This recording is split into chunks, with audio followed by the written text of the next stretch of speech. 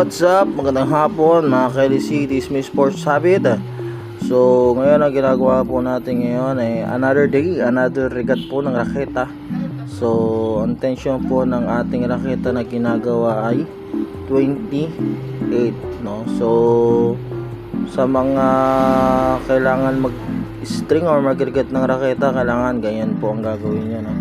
Una, check yung raketa kung may crack or may kulang na grommet. Sunod, yung tension na ilalagay natin para pagka naipasok na po natin or nailagay na po natin ang ating raketa sa machine, hindi na po magkakaproblema kung ano ba ang talagang tension na i-set up natin sa machine natin, no? So excuse me po. So yan, you can see pinapasok po siya, no? Pinatong na pinatong na po natin. Kailangan sentro din po siya, no? Hindi po siya yung parang baliko or talagang yung